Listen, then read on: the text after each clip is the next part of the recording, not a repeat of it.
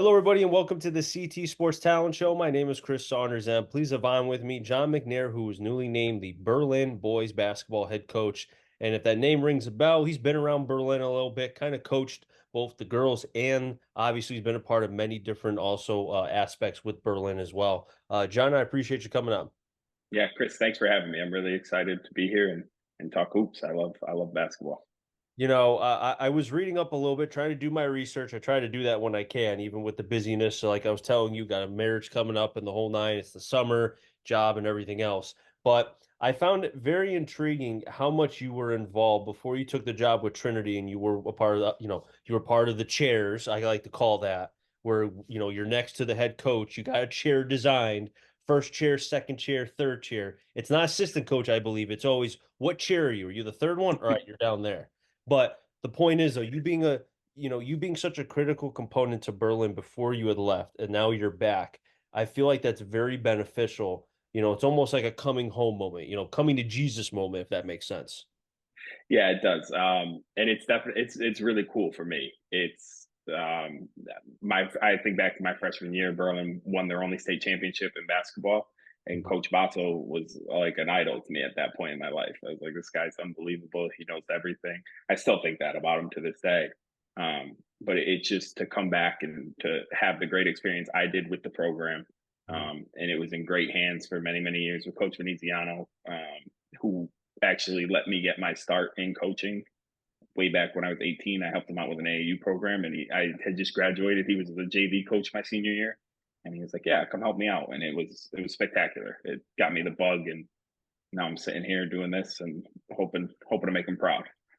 I want to go to, before we go to the Trinity stuff, I want to go to when you coached on the girls' basketball side because you kind of now seen it from both sides, where I think some coaches see it from just different ages, but with the same game. And I'm talking about the boys' game. But you've been on the girls' side, you've been now obviously with the boys' side, you've been now on the men's side with college. Granted, I don't care Division 3. The way the NESCAC plays, it's Division 1 basketball sometimes. It gets rowdy, it gets tough. Some of those kids are also could play Division 1, but because they want to be lawyers and scientists and launch things into the sky, we'll just go to the NESCAC, right? So with the girls aspect, I know you talked about in the article I read, the head coach was a very big, left a lot as far as a big imprint on you. Can you talk about that a little bit? Yeah, so it's a fun experience that I had. I was the grad assistant for men's basketball at the University of New Haven, and then I was fortunate enough to go be the coordinator of basketball operations at Sacred Heart University on the men's side back in the 2016-2017 season. And as we were talking about, I've got my wife and my son upstairs right now. Um, it was kind of a moment where it was like, can I do this full time, and can I do this full time with the woman I love, essentially. So I chose to step down at Sacred Heart and pursue other ventures, and kind of thought it was going to be like I'm not going to coach anymore. Mhm. Coach King was a family friend for. She's like a second mother to me in high school. I was in her oldest son's wedding, and at the time when I told her I was getting out, she was like, "Hey, I have a JV job." And being the 26-year-old stupid kid I was, I'm not coaching JV basketball at Berlin High School on the girls' side. I was like, absolutely not. And it was actually around the same time the Division 1 changed to earlier practices. So September 1st rolls around, and my Sacred Heart guys are practicing. And I'm like, I miss basketball. I was like, I miss coaching. So I called Coach King, and I'm like, hey, if you'll still have me, I'm in. Like, I just want to coach. She was like, absolutely, can't wait. And it was three of the best seasons of my life. We went 12-8 my first year, 15-5 my second year, and 18-2 my third year. And she was great. We had Berlin's all-time leading scorer in Lizzie Litwinko, who went on to have a great career at NJIT, and actually she just transferred to Southern for her final year of eligibility. And Coach King was just, somebody I took a lot from. She was, I said it in the article, very impactful as a mentor and a friend. And that's what she was. So she was great in giving me the opportunity, and she was great in letting me learn and grow as her assistant. You know, for I've always believed sports will humble you, but also will mature you or show that you need maturing in a lot of ways. I could look back So I played baseball throughout my entire career. I played soccer and baseball. I followed baseball through college. I look back at some of the stuff that I did and I'm like, why did I do that? And I just kicked myself. And if my kids, if we do end up having kids, we went to a psychic a couple months ago. Supposedly twins could happen. You never know. We got that message too, so just brace yourself. It could happen. If it does, I mean, I'm going to make sure my kids, if they end up playing sports, do not do the stuff that I did because I will kick their butts in the best way possible. But the point is, though, for you to make that decision, man, at such a young age, like, because, you're fighting for the dream, you want it, right? And, you saw, like, you had your wife, you had the potential. I don't know if your son was born at that time. It sounds like Not he yet. was. Not yet. Okay. So you just had your wife, but you were planning a family and you're not thinking about the present so much as you're thinking the 5, 10, 15, 20-year plan. So when you were going through that, how tough was that to make that decision at the time and be like, I need to step back? Yeah, it's something that you got to kind of keep perspective while you're doing it. I was extremely fortunate, and I'll be forever grateful to Coach Latina for bringing me on that year. I was making $12,000 a year, and it was advertised as a part-time position, but nothing in college sports or college athletics is part-time. Like I probably slept in our apartment that year as I did in his office, getting scouts ready and doing whatever was necessary to help the team. It wasn't a tough decision as far as that goes. I knew my now wife, I wanted to be my wife, and I knew pulling in $12,000 a year, working a less than glamorous job, um, wasn't going to cut it. And my moment where I realized it was we were out in Vegas for a Thanksgiving tournament. We were playing in the Continental Tire Classic at the Orleans Arena out in Vegas. We played on Thanksgiving. We played Northern Colorado, and we got smoked. And we were playing Norfolk State Friday morning. I was left behind to do the scout. So everybody else went out to this nice Venetian Thanksgiving dinner. I had a couple chicken wings and a Mountain Dew in the press room at the Orleans Center, getting ready, watching Norfolk State play. So that when the team got back, we could have the scout to walk through and be ready. And it's kind of at that moment I was like, I don't know if I'm cut out for this. And Mhm. it was an extremely fun year, and those are some of the best relationships I've had. But to the same extent, it was like, all right, I got to find something a little more stable that still allows me to be around basketball in the way that I am, but Mhm. it also allows me to feel like a little bit more of a human being too. Take me into the Trinity Bantams and how that came about because I got to tell you, I haven't done a Trinity Bantams basketball game. It's been a couple years, but I could tell you, and I'm glad that Coach Cosgrove is still there because I remember doing one of his games and I mean, I've seen fiery coaches at the high school level. I don't know if you're familiar with Coach Monet at St. Paul for the Yep. girls, or I Nick Algelli, the Godfather. The gym is named after him for Crosby. They get fiery even at their young age. I'm putting that in parentheses. Cosgrove gives them a run for their money. He sometimes I worried that he was going to sweat through his entire shirt, and I'm like, all right, does he have a plan B? I mean, take me into that because that had to be cool. It was, I keep saying this to my wife. I could coach for 50 more years and I may never have a year like I just had coaching. I mean, the team, the coaching staff, Kaz is a very special human being. He is a basketball savant. I learned so much from him in the 6 months that I was there. And it couldn't have happened in a funnier way. We were in between, we were getting ready to move into our house, and I had actually stepped down from Ram. I wasn't going to coach anymore. My son was born just before my third year at Ram, and I was like, this is tough with a family. I think I'm just going to step aside. And at that point, I had kind of resigned myself to the fact that, like, I'm never going to get a college basketball opportunity again. Like, that ship has sailed. And I was completely comfortable with it. I couldn't be any happier doing what I was doing as a dad and working full time. So we were sitting at my parents' house. We were staying with them before our house was ready. And Trey Witter, the assistant, shoots me a text and it's like, hey, what are you doing? I'm like, nothing. What's going on? Like, I had known Trey. I coached Trey in AAU. He's good friends with my brother-in-law. I've had a great relationship with Coach Witter my whole life. And so it was just, he sent me a text. He goes, what do you feel about working with the Bantams this year? And I kind of like thought he was messing with me a little bit. I was like, this is just like doing a due diligence and asking people. I was like, Yeah. so he calls me the next day. He's like, hey, I'm serious, like part time. He's like, we'll practice such and such times. You'll be home for bedtime. You can do like all these things. And he's like, Mhm. I think we're going to be pretty good. I don't know how good we're going to be. He's like, but Kaz is going to want you to come in and interview. Like, all right, no problem. And so I go on, I interview, Mhm. and he is Kaz's. The way he is on the court is nothing like he is off the court. He is, I think I mentioned my son's name once, and he was like, "Listen, if you need to bring Grace into something," and he just kept like, it always came tied back to like I was a dad first, so like anything I had to do was that, and he couldn't have been better about it. And then, you know, I end up taking the job, and Trey keeps going. We're going to be good. I think we can be good. Little did And you guys know, or did he know? well, and we played Regis in our first game. I think we won by like 17, and we're like, all Yeah. right. We played Wheaton, beat them by 17, and we're like, all right. Then we played Uhart, and we weren't sure. Like we are like, all right, Uhart transition in Division Three. We don't really know what they got. I think we beat them by like 38. Yeah, I And we remember. kind of looked at each other and we're like, are Well, we this good? Like, are we actually this good? And then we won our first 20. And we lose on a buzzer beater at Williams, and so Kaz is exactly how you described him. He's fiery, he's intense, and I hope he's not going to get mad at me for giving too much away. But this is the first time I've worked on a staff, and like we're 20-0. And I don't know how this man reacts to losses. And so it's Friday night, we lose at the buzzer, and we blew a 6 point lead with a minute left. So I'm livid. I'm like, this sucks. This is terrible.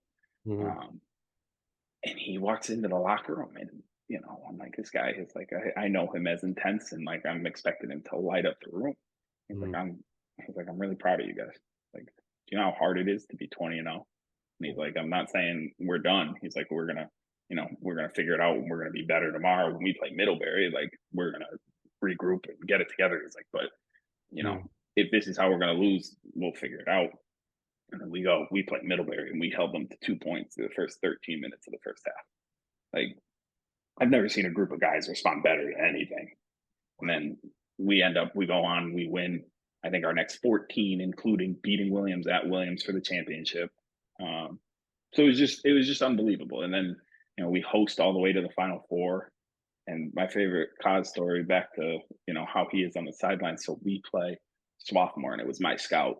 Mhm. Swarthmore starts. Is it Swarthmore? No, I'm sorry. We play Calvin in the Elite Eight. They start with a tip play, and I get a dunk right away. Mhm. I have never stared at a floor longer in my life sitting in that third chair, as you said, waiting for Kaz to walk by me because I know he just wants to light me up in that moment. And I just kept looking down, like, please walk by. Please walk by. Can we please go down and score? And thank God we did, because the first thing he said to me after the game was about the tip play. And I just laughed. I'm sorry. That's funny. It That's was really It was, and he couldn't have been better. When I called him about the Berlin job, mhm. he couldn't have been more supportive, and just he's one of my favorite human beings in basketball. To be able to go through that, right? I mean, it's almost like you went through 20 years of basketball experience in a 6, 7th month span, right? Yeah, And not to poo-poo other conferences when it comes to basketball for men's basketball, but in seeing the NESCAC as long as I had, I truly believe it's one of the better Division 3 conferences when it comes to, obviously they have other sports, they're great in those too, but I'm speaking specifically about basketball. It is very, very, very good. I mean, there were years when I had first started with the company that does the games. Con College was struggling. Then they kind of went through a little retooling. They found, a couple guys to be able to get the ball rolling. Now they're back to being, one of the better teams after going at the time, it was like 5 or 6 years without winning a game in the NESCAC. Now I'm happy for them and it's great to see, but it just adds to the depth of the NESCAC when you've got, like you said, Middlebury's very good. yep. Obviously, I know Wesleyan is always amongst the top. Hamilton and Williams, I could go on and on and on. So for you to be able to go through all that, I mean, that has to benefit you when it comes to the high school level because of obviously, various things. Yeah. It's The highest level of basketball. I mean, I've been very fortunate in my coaching career. I was on the sidelines at the University of Arizona to coach against Laurie Markkinen, and I've seen some very high level basketball this Mhm. past season. I mean, Division 3 basketball. If you're not aware, or you there's some stigma around it that it's not good. I would challenge you to find a better team than the team I was just a part of. We went 5 in, 5 out all year, and every guy contributed in some way, shape, or form. And then one of our guys got very sick for the Elite Eight, and our 11th man probably played the biggest minutes in the Elite Eight game as a freshman. Mhm. So the level of basketball, especially in the NESCAC, I mean, to your point, I think three teams made it: us, Tufts, Williams, to the NCAA tournament. All three made it to the Sweet 16. And the only reason Tufts didn't make it to the Elite Eight is we beat them for a third time in the season. So it's unbelievable. And like I learned I was never smart enough to consider an SCAC back in my high school days. So like I'm learning all about these schools. Like I know Wesleyan and Trinity, but Williams is, winning national championships and competing at the highest level. When you go there and it's a little like Cameron North. It's a beautiful campus and the fans Mhm. are insane and intense, and they're chanting air ball at a couple of our guys with 3 minutes left, and like our guys are hearing it, and Mhm. it's like tough environment. And then you go, the toughest one, we went up to Bates. Bates was 3-17 this year. Didn't win a game in conference play, and we were tied with them with like 5 minutes left. And that was a small gym. They're chanting "Fu Trinity" before the game, like they are. It is an absolute disaster as far as like an athletic logistical standpoint, but it's intense, and that's every single game. So like here we are, we went in and we were 8-1 or 7-1 in conference, and they're 0-8, and Mhm. they're giving us a battle every night in the NESCAC. Is a battle. So every win you can get, you're thankful for, and that I hope translates. I hope I can make that clear to the guys this year that you know you're going to have guys that think they can play Division 1, and if we get to a Trinity practice, I hope they realize there's no difference sometimes between Division 1 and Division 3. I mean, I can probably tell you at least 6 or 7 guys on that Trinity team that I would think could play Division 1. Yeah, And one of our leading scorers just transferred to Binghamton for his final year okay. eligibility. I saw that. I mean, and he came from Tulane. So there's there's some serious basketball players in the NESCAC and in Division 3 especially. Do you think because, you're still young in the tooth, you're not old by any means, do you think that being able to have that and with the experience, because I know right now when it comes to, and I gotta figure out how to word this right. When it comes to the game of basketball for high school, I'm not talking about the girls, I'm just talking specifically about the boys. I don't know about other conferences, so I can only speak to what I've seen in the NVL because I see games, see them all the time, broadcast the whole nine. It's a lot of me basketball. It's a lot of street basketball. It's a lot of three and no D. It's a lot of stuff that doesn't, in my opinion, translate. Now there are some kids who can translate to the next level because they're kind of the complete player, or they just didn't really show it, and then they do it in college. And I'm like, okay, where was this for 4 years when I was calling your games? But the point is, though, do you think you can, in some ways, change whatever it is, the me basketball, the AAU, whatever it is? Do you think you'll be able to kind of change that a little bit and hopefully make the game for the better? Does that make sense? Yeah, no, that's a great question. And it makes complete sense. And it's part of one of the reasons why I still love to coach, because I think too many coaches also have this ego of, I know what to do and I know how to do it. And I think you have to have a certain level of confidence. Like I'm not going to sit here and tell you I don't know. I don't think I know what I'm doing, but I'm also willing to learn, and I'm also willing to go into something without an ego, no matter what I've done in my career, because essentially, what does it matter? I can come across somebody who's never coached a game who knows more about basketball, and I'll happily talk X's and O's with them and pick their brain and try to figure something else out. And I think that if you exemplify that as somebody who knows or thinks they know a lot about the game, like my boss at the University of New Haven, Ted Hotown, I Mhm. think is one of the most brilliant minds, basketball and non-basketball. and he's constantly reading and learning and trying to figure out ways to be better. And I think if you exemplify that, your players start to take on that kind of attitude. And Mhm. that's what I'm hoping to show. And I'm hoping to show like that me basketball is great, but me basketball doesn't necessarily win. And I think the problem these days is, AAU coaches don't want to work with high school coaches and don't want to talk about a kid and figure out the ways to make him best succeed. And you're all there for the kids. You're all there to make the experience better for the kids and to set the kids up better for later. And whether they go on to play basketball or they don't, no matter what you do in life, you're working with a team. I'm an underwriter right now, and I work with a team. I have to do what's best for the company. I can't think about what's best for me, and Mhm. that's how they need to approach every basketball game. And that's what I think Trinity taught me the best because, like I said, we're going 5 in, 5 out. Our five starters are could play 35 minutes, but they're selfless enough to come out and realize the second unit's going to do just as good of a job. Mhm. And it's that's what I think has been missing most is that selflessness and also like that happiness for your teammates. Like when somebody wins something or does something well, Mhm. I want the first person the players I want are the first ones off the bench cheering for them. And that's the culture I'm going to try to bring and instill in these guys. I also hope too free throw shooting because it was god awful this past year. I mean, it was so disgustingly bad, and I'm talking as a whole. I'm not Yeah, talking, it was just, and that kind of goes back to what I was, and I don't mean to keep you. I just want to talk about this quick. no, totally fine. I It's love talking. the free throw shooting, and this has been a couple year thing. It's been so bad that at one point I'm not going to say the team because I don't want to put them on blast, but I was calling a game early on in the NVL. They had missed probably 15 of 18 free throws. So this is a very, very good team. This is not a team that's bad. They were very Right. good.